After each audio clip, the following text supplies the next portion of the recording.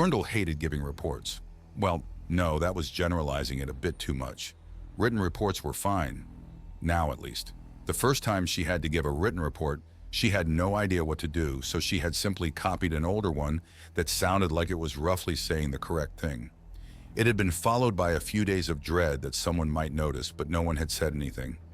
Afterward, she had scrambled together every old report could get her hands on, and then spent days trying to decipher the gibberish those things were always written in. It had been exhausting, but it put a lot of strain off her mind afterward. By now, she had a neat collection of text blocks on her data pad, and whenever she had to file a report that she couldn't delegate to someone who actually knew what they were doing, she would puzzle one together from those. It still took a while to do it like this, but at least she could produce acceptable results like this. And as an added bonus, having to file a report was a great excuse to escape the bridge for a while. Oral reports, on the other hand, were a nightmare. Even if she was given a warning early enough in advance to prepare what she would say, it was still bad.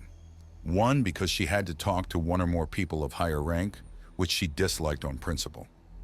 If superiors didn't talk to her, it meant they had nothing to reprimand her for, and that meant she hadn't made any noteworthy mistakes. And two, oral reports didn't just end with the report. There was a high chance that there would be questions asked. Questions required answers, and answers provided opportunities for screw-ups. Her go-to tactic in that regard was to find someone under her command whose position had something to do with the report, make up some stupid reason why it was necessary that they accompanied her, rely on them as a backup, and hope no off-topic questions would be asked. After all the mental exhaustion following that signal had caused her, she had been glad that the patrol shift had only been a few days away. Once the new ships were on the bridgeway, Krundle's flotilla made the jump back. 8 days did they need to reach Feklia, time she spent to first piece together her report and then look forward to at least a short period of rest. The latter was not something she was allowed to do for long. Before they had even reached their homeworld, Krundle received a message that upon lading, she was to report to Admiral Nushik, one of the highest-ranking people in their navy.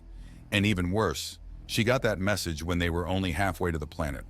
In other words, she had a full 4 days to stress herself out over this meeting, time she, unfortunately, was able to use to its fullest. Now the Hunter had finally reached their home. The cruiser itself wouldn't land at the garrison.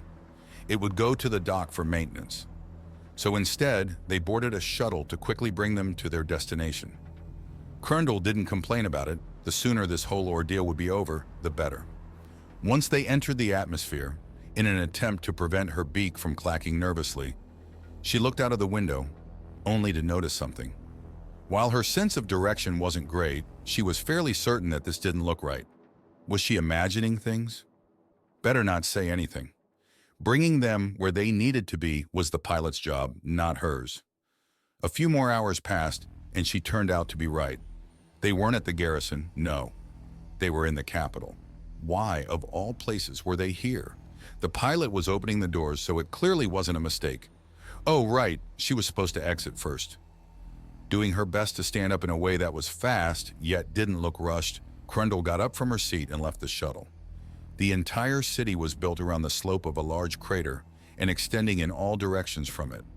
The shuttle had placed them close to the edge of the crater. Behind her, Dr. Manaker and Orsaz did the same. That was about all Krundle was able to assess until she noticed the figure awaiting her. She quickly lowered her head and crossed her arms before her face, Kursnelv's traditional salute.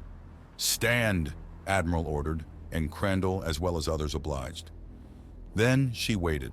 Despite everything, Krundle knew enough about common procedures to be aware that she wasn't expected to give her report out in the open. There was no military facility nearby, but surely the Admiral had something in mind. Why else would he want to meet her here? Her assumption proved correct. Nunsk turned, gesturing them to follow, and together they walked up the remaining bit to the edge of the crater. The caldera itself was a lot smaller than it appeared from the outside, and not very deep either. It contained a plain of untouched nature, safe for a singular building that looked almost anachronistic compared to the surrounding city. It was called the House of Memories. They went down the stairs, followed by a short walk over to the building. Krundle said nothing, which was of course expected from her, but she would have been quiet regardless because there was no way she would have been able to formulate a functioning sentence right now. All her mental capacity was needed to keep her walking. Maybe she should have connected the dots earlier, but now it was clear that she wasn't just expected to report to the Admiral. No, they would be meeting one of the elders. Krundle had always been convinced that the day she would stand before an elder would be the day something had fundamentally gone wrong in her life. And right now, she wasn't exactly confident that it hadn't. This had to be about the dead alien they had found. And if so, she was infinitely thankful that her past self had the presence of mind to bring the doctor with her. The interior of the building matched its exterior in terms of looking ancient, though Krundle didn't have enough historical knowledge to say whether or not this was how their houses used to look in the distant past, or why. All she knew was that it served as the seat of their government, the Four Elders. Each of them reigned over one of the core aspects of their society, and each had absolute authority in their domain. Two or more of them meeting for discussion was something that only happened when those domains intersected, usually for matters of great importance. The Admiral opened a door and Krundle entered. All four elders were looking at her. The door of Silgvani's office closed, and the princess allowed herself to lean back in her chair. That was one item off the list. The last two invas had been spent discussing the topic of the child and the ward of Clan Silpine coming to the Star Palace following Nadine's idea. Now that she thought about it, they still needed to come up with a name for this position, as the translator refused to turn it into a usable word. Next, she would need to plan the trials of all the spies they had caught. It was something that should have already happened a while ago, and would have had the whole ordeal with Eros not happened. Another thing that was long due was the ceremony for, as if on cue, there was a knock on her door, and upon being called in, Nadine entered. Good timing. I just finalized our agreement with Clan Silpine. I take it you are prepared for whatever you have in mind for the son of Clan Raylar? I didn't have as much time as I had hoped, but I have a few things, the small alien affirmed. And, did you have time to think about my proposal? The princess inquired. It's still a few cycles in the future, so you don't have to answer now if not. I did, but I'm not sure. Don't get me wrong. I wouldn't mind staying with you and helping where I can. It's just, there are still so many uncertainties. But speaking of, assuming I were to permanently stay here, there would be some things I would need. Exercises wouldn't be enough. Of course, I will make sure all your requirements are met to our best possibility. Yeah, possibility is exactly the point I was getting at. I don't know exactly how your artificial gravity work, so I wanted to ask one of your mechanics I befriended, but I couldn't find him. His name is Lizo. That name rang a bell. Silgvani grabbed her datapad and opened the employee files to confirm her suspicion. Lizo? Ah, yes, he was let go shortly after the emergency protocol ended. Nadine's eyes got wide. What? Why? He endangered two high-priority individuals by taking you and Kierton on a shuttle without checking the fuel. And then he slept on duty. Her expression hardened. Only us two? Then what are Rinkus and Quira? Low priority. Forget it, she sighed. Anyway, shouldn't he at least get a second chance? Please don't take offense to this, Nadine, but I think you aren't fully grasping the scope of his error.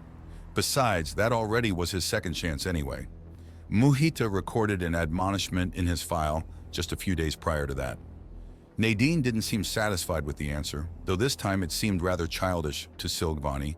Well, despite everything, she is a child. Maybe I should just switch the topic for now. By the way, we also still need to plan your award ceremony. That certainly got a reaction out of the small alien. Crap, I completely forgot about that. I know I already asked that, but does it have to be a public ceremony? Can't I just get the medal and be done with it? No can do, the princess chuckled. Besides, you're not getting a medal. You're getting an honorary title along with an estate and a ship. What? Sil, that's appropriate by our traditions, Silgvani stated. If it makes it easier for you to accept, it would be very bad for my reputation to give you any less than that. The alien girl fell quiet for a moment. Will the ship have a crew? Well, it won't be a big one, but a few people would be needed, yes. Can I decide who gets hired for that? Of course it'll be your ship. Why are you asking? Krundle stood to the side, glad how quickly the focus of the conversation had shifted away from her.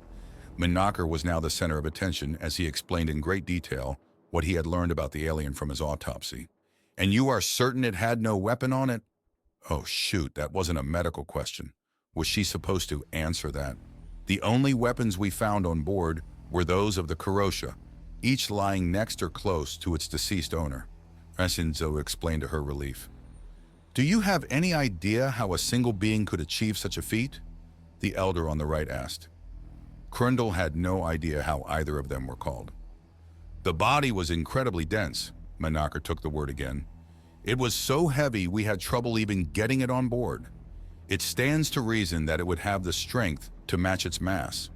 There are hypotheses about potential life developing under higher gravity, and while they are disputed, this find seems to back it up.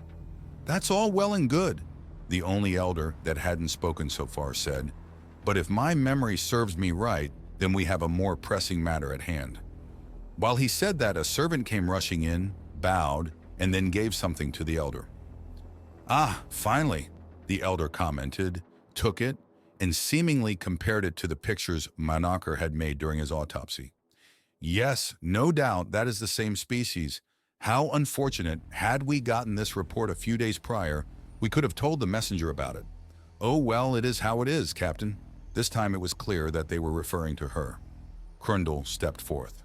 As soon as the maintenance of your ship is done, gather your crew. You will travel to Homi and tell the Vineri of your findings.